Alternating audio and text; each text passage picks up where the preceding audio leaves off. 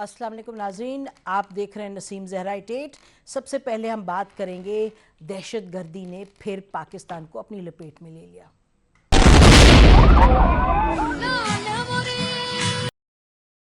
हम बात करेंगे नाज़रीन के पंजाब के ऑपरेशन के हवाले से। नाज़रीन, इन तमाम चीज़ों पर बात करने के लिए हमारे साथ मौजूद हैं स्टूडियो में शफकत महमूद साहब, पीटीआई के लीडर हैं। Welcome to the programme Shafqat साहब। नाज़रीन, हमें इस्लामाबाद से ज्वाइन किया है लेफ्टिनेंट जनरल अब्दुल कादिर बलोच साहब, federal minister for state and frontier regions.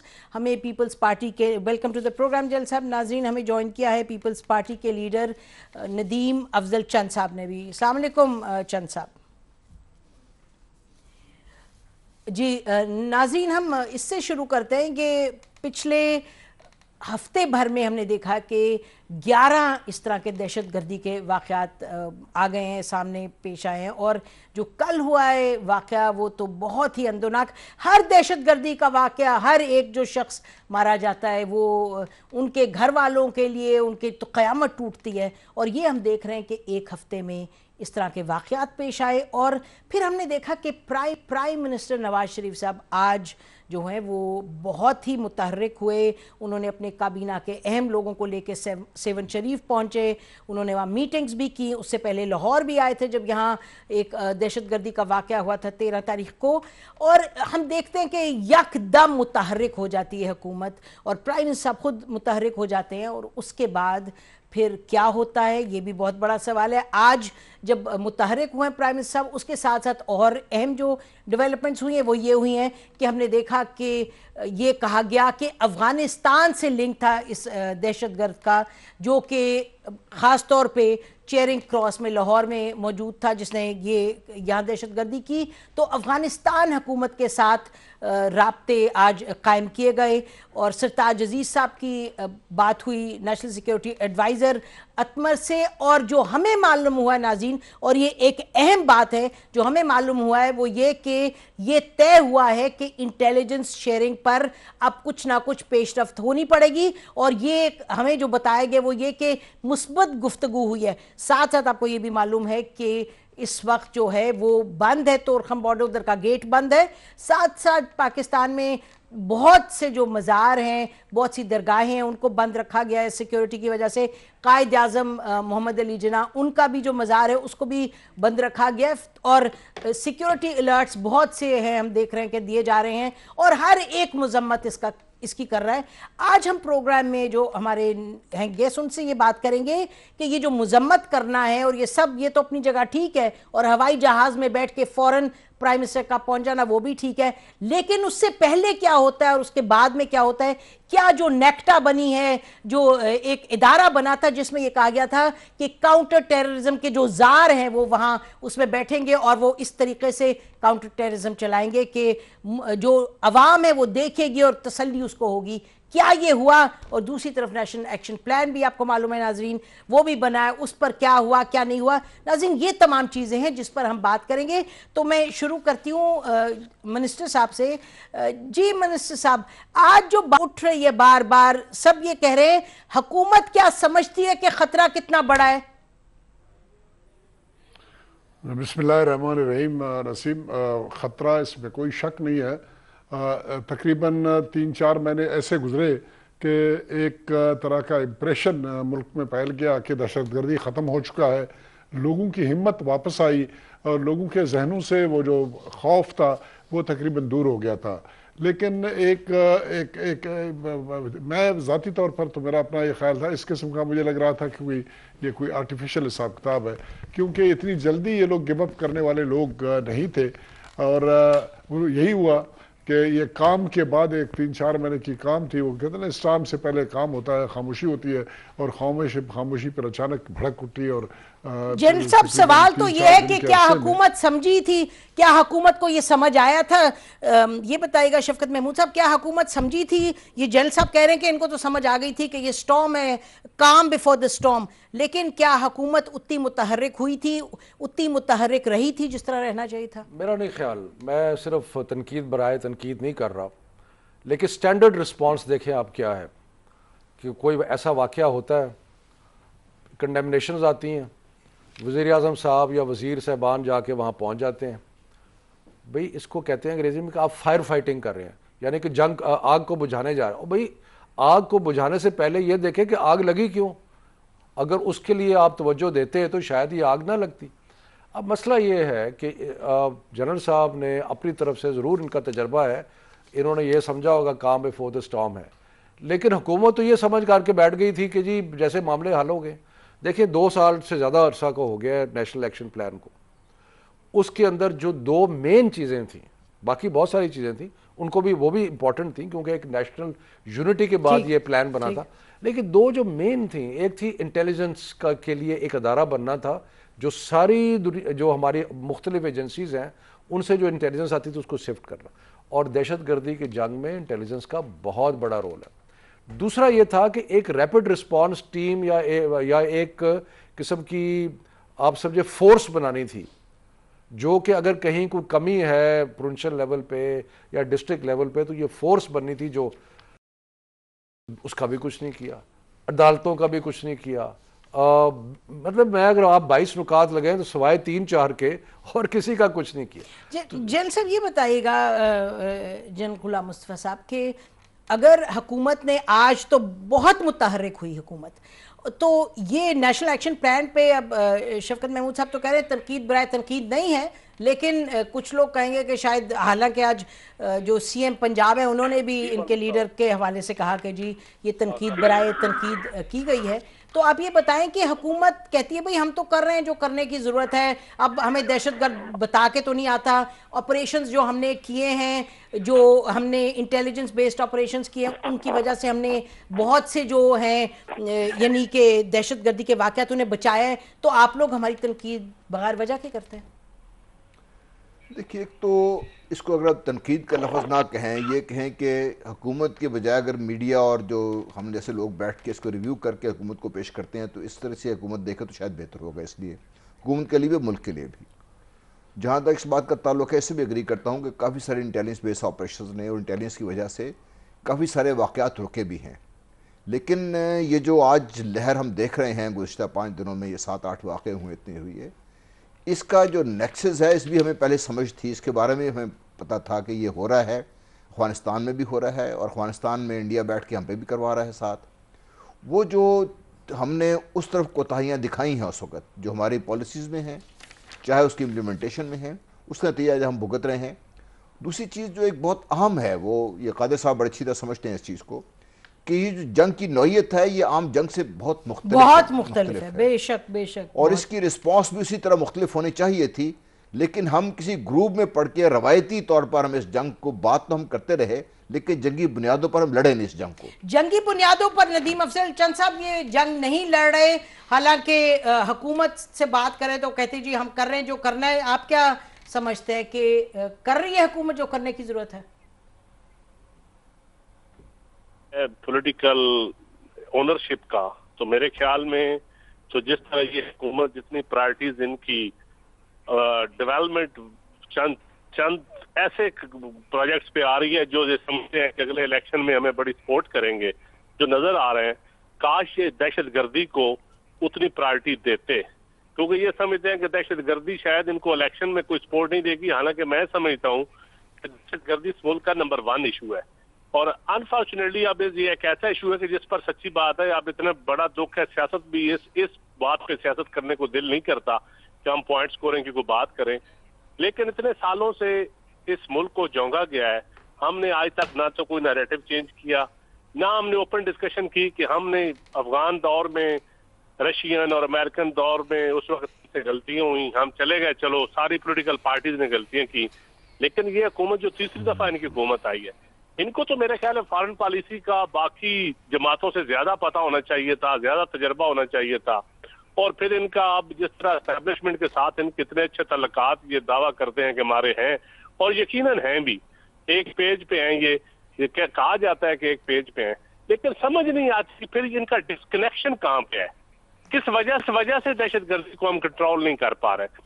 जहाँ बिल्कुल हम एक पेज पे हैं, यहाँ पूरी पॉलिटिकल पार्टीज इनके साथ खड़ी हैं, तो ये कोई वजह बता सकते हैं कि हम 4 सालों में, हम कहते हैं हमने बैकबोन तोड़ दी और जब उनका मर्जी करता है वो पूरे मुल्क में धमाके कर देते हैं। तो इस वजह से मैं समझता हूँ कि समथिंग लैक है, कहीं पे लैक है, कहीं कुछ लैक करते हैं। जैन साहब ये बताइएगा, मनीष साहब आपसे हम बात करें कि नेक्टा की जो क्रिटिसिज्म है, जो जस्टिस काजी फैज ईसा साहब की रिपोर्ट आई पूरी, उसमें तो उन्होंने बिल्कुल यानी कि जीरो कर दिया। उन्होंने कहा हुकूमत का कोई एफर्ट ही नहीं, उसकी उन्होंने चीदा चीदा लिखी तनकीद। ये कहा उन्होंने कि 2014 से जो गवर्निंग बोर्ड है उसकी मीटिंग ही नहीं हुई, और नेक्टा थी वो इदारा जिसने कि इसको फ्रंटल अटैक करना था टेररिज्म को। नसीम, जरा मुझे थोड़ा सा आप टाइम देंगे ताकि जो कमेंट्स आए उनके भी थोड़ी बहुत, अगर मैं उनके बारे में कुछ समझ रखता हूं तो उनके जवाब भी दे दूं। मेरे दोस्त जो अभी जनरल मुस्तफ़ा के अलावा बाकी 2 मेरे दोस्त हैं, चंद साहब और अपने शफकत साहब, वो इस तरह का इंप्रेशन देने की कोशिश कर रहे हैं जिस तरह 18th अमेंडमेंट हुआ नहीं है, जिस तरह प्रोविंसेस के लेवल पे कोई रिस्पॉन्सिबिलिटी नहीं है, लॉ इन्फोर्समेंट 100% जिम्मेदारी मरकजी हुकूमत की है, लिहाजा मरकजी हुकूमत नाकाम हो चुकी है, और जहाँ तक सूबाई हुकूमतों का ताल्लुक है वो वहाँ पर बगले बजाएँ और वहाँ जश्न मनाएं कि नाकामी हमारी है। नाकामी बुनियादी तौर पर कौमी लेवल की है, लॉ इन्फोर्समेंट बुनियादी तौर पर सूबों की जिम्मेदारी बनती है, और सूबे भी हर सूबे में कोई ऐसा सूबा नहीं है कि जहां पर इस किस्म की कार्य, पंजाब से शुरू हुआ, पंजाब से नहीं बल्कि बलूचिस्तान, खैबर पख्तूनख्वा, फिर पंजाब में आ गया, फिर सिंध में आ गया, हर एक की जिम्मेदारी है। और मेरे समझ में नहीं आ रही है कि चंद साहब कैसे कह रहे हैं कि जी इलेक्शन है, फलाना है, ये है, वो है। हमारी जिम्मेदारी है कि आपके पुलिस से हम काम ले लें, हमारी जिम्मेदारी है कि हम लोग आपके एक दरगाह में बलूचिस्तान में, शाह नूरानी के दरगाह में, वहां पर धमाका हुआ इसी तरह का, और फिर क्या जस्टिफिकेशन थी आपकी सूबाई हुकूमत के लिए कि वहां 2 पुलिस वाले होते, ये शहबाज कलंदर के मजार के ऊपर जहां पर सुबह ये धमाल की कार्रवाई हुई है। क्या कार्रवाई थी कि उसका कोई जवाब देना चाहेंगे? शफकत साहब जवाब देना चाहेंगे कि खैबर पख्तूनख्वा पेशावर में जो कार्रवाई हुआ है या उसके बाद उसमें कोहाट में या बन्नू के साइड पे जो कार्रवाई हो रही है, क्या उनकी जिम्मेदारी नहीं बनती है? ये हमारी जिम्मेदारी है कार्रवाई कर लेना। ये हमें सोचना चाहिए, हमारी सबकी फेलिंग है, और बुनियादी तौर पर इसका एक नया एंगल आ गया। मैं अर्ज करना चाहूँगा, अलकायदा के खिलाफ, टीटीपी के खिलाफ और बलोच दहशतगर्द के खिलाफ वो कार्रवाई हुई, जिसमें कोई शक नहीं है। उनकी तरफ से मामला काफ़ी हद तक सप्रेस हुआ। ये आईएस का एक नया एंगल है, हिज़्ब तहरीर का, और ये खुरासानी वाला ग्रुप है जो कि हिट कर रहा है। तमाम की तमाम जिम्मेदारी इन्होंने ली है, और इसके बारे में अनफॉर्चुनेटली हम अपनी आंखें बंद कर रहे थे। हम ये इंप्रेशन दे रहे थे कि पाकिस्तान में इसका कोई ताल्लुक नहीं है। एंगल आई है। जेल साहब आपकी खत्म करके मैं फिनिश करता हूं जी। मैं फिनिश करता हूं। क्वेश्चन ये है कि हमें इसको कौमी मसला समझना चाहिए, बजाय एक दूसरे के खिलाफ पॉइंट स्कोरिंग करने के लिए सूबे को, मरकज को चाहिए सूबों के साथ हैंड एंड ग्लव हो जाए, और इस मसले को एक कौमी मसले के तौर पर न सिर्फ हुकूमतें लें बल्कि पूरी कौम को उठ खड़ा होना चाहिए दहशतगर्दी के खिलाफ। दहशतगर्द हमारा दुश्मन है, इस्लाम का दुश्मन है, मुल्क का दुश्मन है,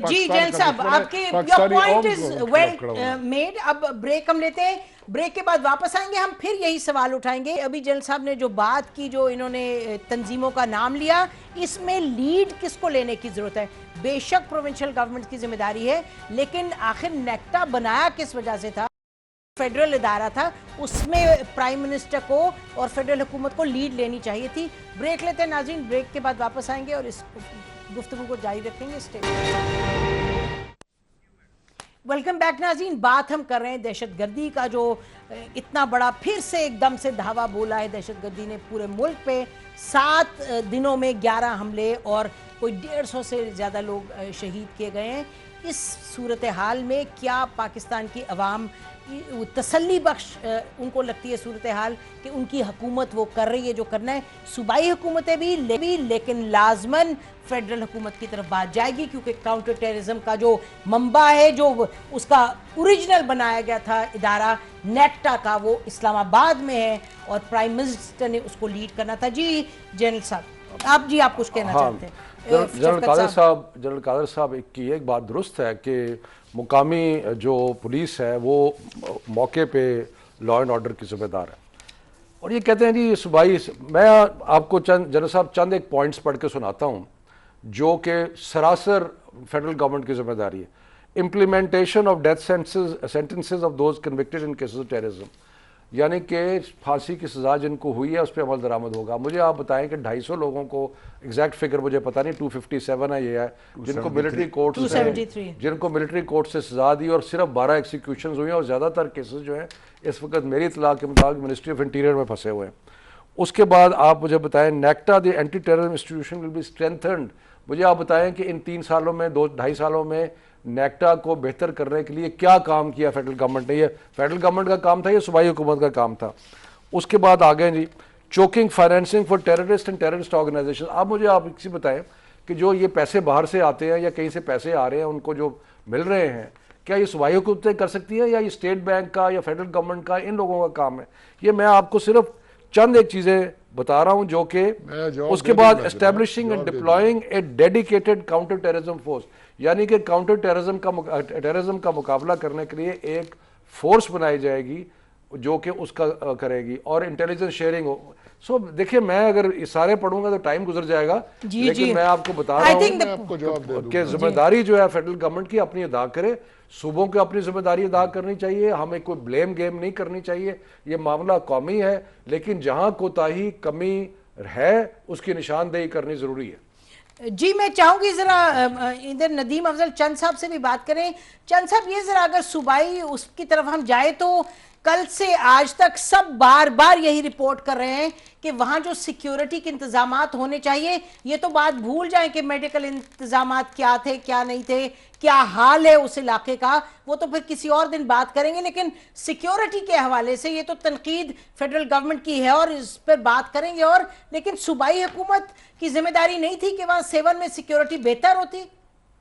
देखिए, मज़ार की हद तक तो सूबाई हुकूमत की जिम्मेदारी बनती है, लेकिन देखना यह है कि जो टेररिज्म के ऊपर काम हो रहा है, जितना रेंजर के साथ या फौज के साथ तावन कर रही है, वो कौन सी जमात कर रही है?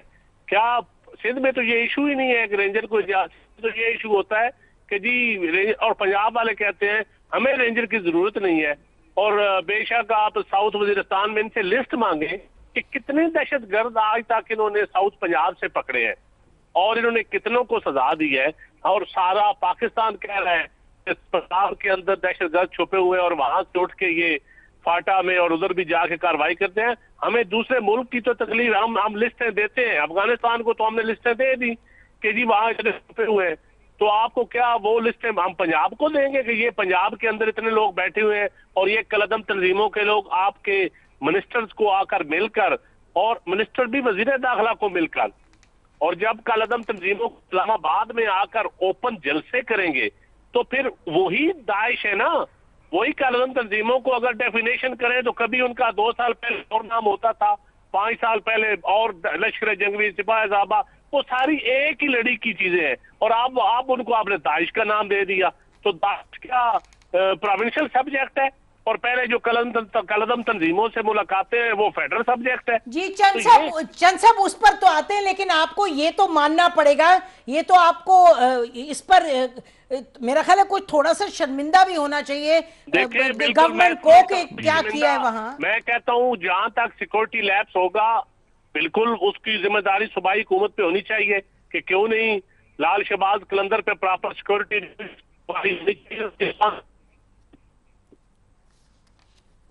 जी, तो ये जल साहब आपके पास वापस आते हैं। देखिए, ये जो अब डिबेट चल पड़ी है, ये सेंटर वर्सेस द प्रोविंसेस, इसमें ये जो बड़ी बात है, ये जो जिस नौयत का अब खतरा है, इसमें आप देखें कि अब दाइश भी आ गई है, अल अहरार भी आ गई है, और लश्कर जंगवी अल आलमी भी आ गई हैं, और ये कहा जा रहा है कि ये अब खित्ते में ज़्यादा मुतहरिक हो गए हैं। तो उस हवाले से किसकी जिम्मेदारी बनती है इसको लेके आगे चले? देखिए, जी किसी चीज जनरल साहब का, जी मैं वापस आती हूँ आपके पास जनरल साहब, मैं जरा इनका कमेंट लेके I come back to you. General Mustafa. जी जनरल मुस्तफ़ा साहब। बहरहाल देखिए, जिम्मेदारी तो हुकूमत, वफाकी हुकूमत की है इसमें, और वफाकी हुकूमत ने ही इसको लीड करना था। अगर मैं ये कहूँ कि we were sitting at the heels, हम नहीं प्रोएक्टिव थे इसमें, तो इसमें कोई ज़्यादा मुबालगा आराई भी नहीं होगी और किसी में क्रिटिसिज्म भी नहीं होगा। अगर आज हम ये ऐलान कर सकते हैं कि हमने 100 बंदों को मार दिया, इतने पकड़ लिए, बिल्कुल, तो क्या इसको हम आज से 10 दिन 15 20 दिन पहले हमें इस चीज़ों का इल्म था, हमने क्यों उस तरीके से एक्टिव नहीं हुए? अब मैं ये किसी को पॉइंट स्कोर खैर मेरी तो करने की जरूरत नहीं है, मैं सिर्फ ये पॉइंट ये करना चाहता हूँ एटीट्यूड हमारा क्या है। सिंध गवर्नमेंट में इंसिस्ट करती रही कि रेंजर्स को हम कराची से बाहर ऑपरेशन नहीं करने देंगे, उनके से बाहर मसला नहीं है। हमने टेररिज्म को लोकली डिफाइन करने की कोशिश की, जोग्राफिकली लिमिट करने की कोशिश की, हालांकि ये चीज़ नहीं थी।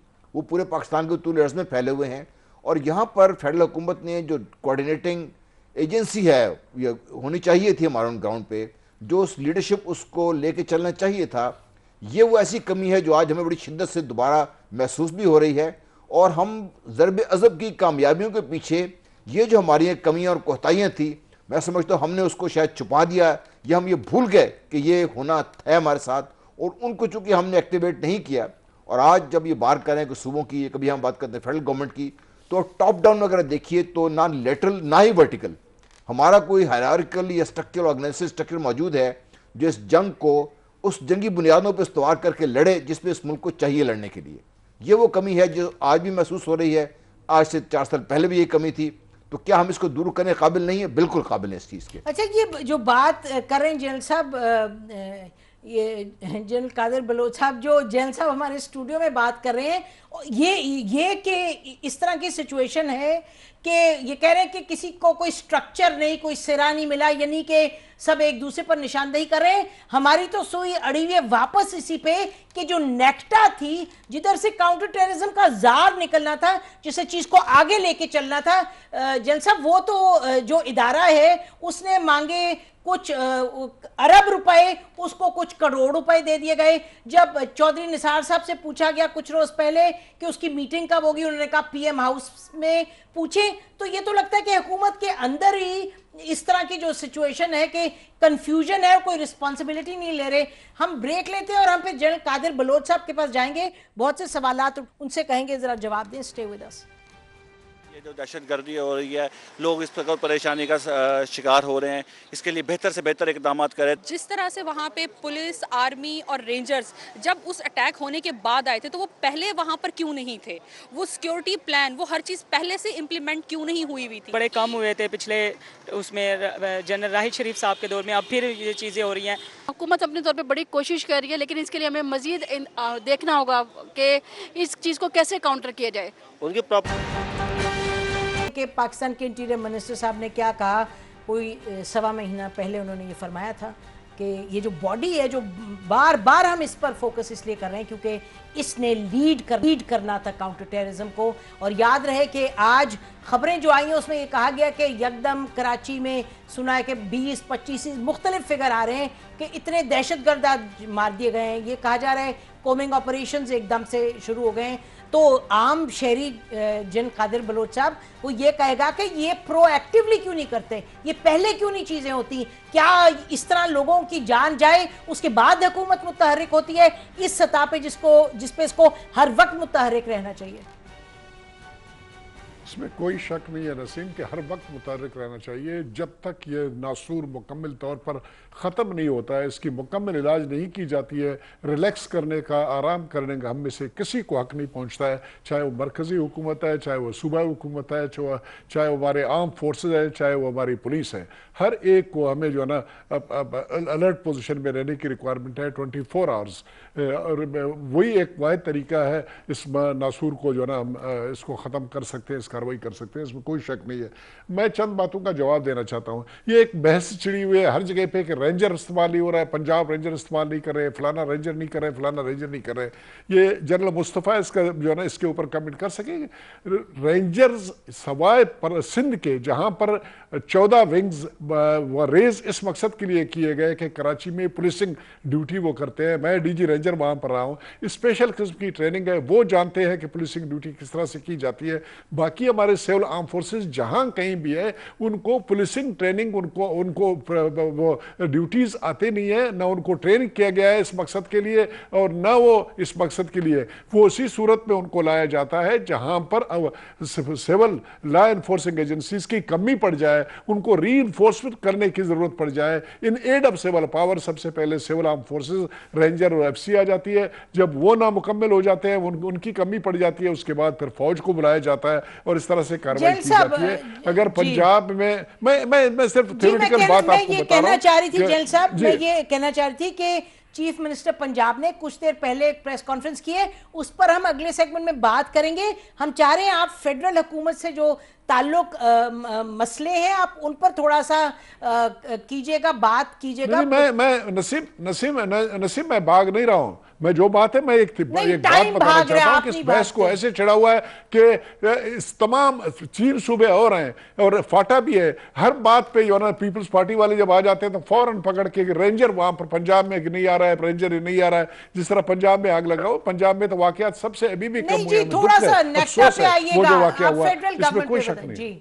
नेक्टा जहां तक नेक्टा का ताल्लुक है हमारी फेलिंग है, इसमें कोई शक नहीं होना चाहिए। I will not mince my words और इसके बारे में, लेकिन फिर इसका मकसद हरगिज ये नहीं है कि ISI अवेलेबल नहीं था, MI अवेलेबल नहीं था, IB अवेलेबल नहीं था, स्पेशल ब्रांचेस नहीं है, अपेक्स कमेटियां हैं, वहां पर इनकी कोऑर्डिनेशन है, वहां तमाम इंटेलिजेंस को इकट्ठा किया जाता है और फीड किया जाता है लॉ एनफोर्सिंग एजेंसीज को, वो अपने तौर पर कर रहे हैं। लेकिन नेक्टा की चूंकि बात की गई कि एक ऑर्गेनाइजेशन बनाया जाएगा और उसके थ्रू फिल्टर की जाएगी तमाम इंटेलिजेंस को और वो फिर सूबों में दिया जाएगा, तो वो कार्रवाई उस तरह से नहीं की जा सकी जिस तरह से उसको करना चाहिए। और ये रैपिड रिस्पांस, एक और रैपिड रिस्पांस फोर्स की बात आई। रैपिड रिस्पांस फोर्स की जरूरत उस वक्त पड़ जाती है जिस वक्त बाकी सूबे नाकाम हो जाए और कार्रवाई करने में। किसी सूबे ने अपने हैंड्स अप नहीं किए, उन्होंने अपने हाथ ऊपर नहीं किया कि जी हम फेल हो गए, अभी आपकी जरूरत है। और ये रैपिड रिस्पांस की बुनियादी तौर पर मैं एग्री नहीं करता हूं कि मरकज के लेवल पे होना चाहिए, ये सूबे के लेवल पे होना चाहिए रैपिड रिस्पांस फोर्स। ये मरकज की तरफ से 4 हेलीकॉप्टर में लोगों को बुला लेना और स्पेशलाइज एक्शन प्लान का ये आइडिया ही गलत है, चाहे हम लोगों की तरफ से आइडिया है या प्लान में है, नेशनल एक्शन प्लान में है। मैं कह रहा हूं, मैं तो फ्रैंक अपनी बात करूंगा, वह मैं फ्रैंक बात करूंगा। इसकी रिक्वायरमेंट मरकज के लेवल पे नहीं है, इसकी रिक्वायरमेंट पड़ती है सूबों के लेवल पे, वहां पर इस फोर्स को होना चाहिए, वहां पर अवेलेबिलिटी और इसकी होना चाहिए। ये इन्होंने ये कार्रवाई की है, उन्होंने बाद में शायद रियलाइज क्या हुआ, यही वजह थी। जी नदीम अफजल चंद साहब, जी चंद साहब, जनरल साहब से सवाल करना चाहता हूँ, क्या फॉरेन पॉलिसी सूबों के अंडर आती है? क्या नेशनल एक्शन प्लान पे जिस तरह तमाम अपोजिशन पार्टियों ने आपको मैंडेट दिया था, क्या आप कैटेगरिकली बता सकते हैं कि कितने परसेंट और कितने पॉइंट्स पे आप कामयाब हुए, कितने पॉइंट्स पे आप फेल हुए और कितने पॉइंट्स पे आपने लैतोलाल से काम लिया?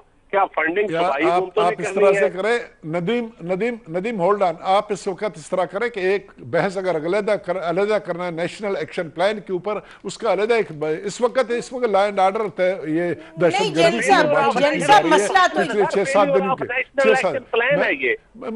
मैंने बताया कि मैं आपके हर सवाल का जवाब दे सकता हूं अगर मुझे टाइम दिया जाए।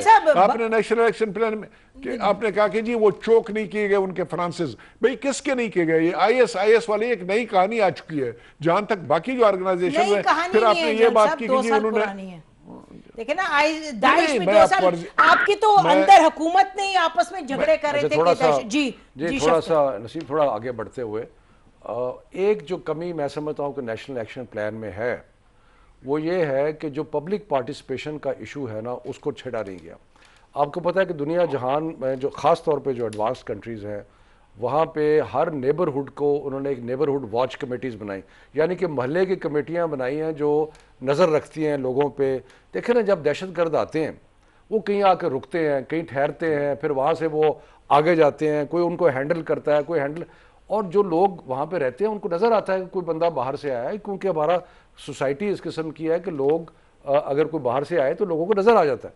अब क्वेश्चन ये है क्या वो रिपोर्ट करते हैं? क्या हमने कोई सिस्टम बनाया है उसको रिपोर्ट करने का? क्या पुलिस के पास ये रिस्पॉन्ड करने का तरीका है कि भी अगर 15 पे या किसी पे इतला आती है कि यहाँ पे कोई मशकूक लोग आए हैं तो पुलिस क्या रिस्पॉन्ड करेगी? ये अवाम को जब आप कह रहे हैं कि जो अवाम है उसको इन्वॉल्व करना इज क्रिटिकल, अवाम को इन्वॉल्व करना क्रिटिकल है। कहीं कहीं तो बहरहाल कराची में किया, रेंजर्स ने एक नंबर दिया, जब हम फाटा गए तो वहां भी बताया गया मोटिवेट करना पड़ेगा, पॉलिटिकल पार्टीज को काम करना पड़ेगा। जी नसीम, ये बहुत ही इंपॉर्टेंट पॉइंट है जो पॉइंट इंपॉर्टेंट है। हम ब्रेक लेते हैं, वापस आएंगे, लेकिन हम तो फिर हमारा फोकस इसी पे है। पॉइंट सब आगे बढ़ेंगे जब के जो मंबा है, जो के the head in this fish, जो फेडरल गवर्नमेंट है अगर वो मुतहरिक होगी, यकदम क्राइसिस में मुतहरिक होना, उससे नहीं बात बनेगी। हम ब्रेक लेते हैं नाज़रीन। ब्रेक पे जाने से पहले आपको ये बताते चलें कि अभी खबर यह आई है कि आर्मी चीफ की बात हुई है जनरल निकलसन से, जो कि वहाँ ISAF के कमांडर हैं अफगानिस्तान में, और दहशत गर्दों का अफगानिस्तान से आना जो है उस पर तशवीश की है इन्होंने। और इसी तरह से जैसे पहले भी जिक्र किया, सरताज अजीज़ साहब की भी नेशनल सिक्योरिटी एडवाइज़र अफगानिस्तान से बात हुई थी। ब्रेक लेते हैं, ब्रेक के बाद वापस आएंगे और फिर हम बात करेंगे कि आज पंजाब के चीफ मिनिस्टर साहब क्या कह रहे थे, क्योंकि इशू तो उठा था कि पंजाब में क्यों नहीं ऑपरेशन हो रहा। Stay with us.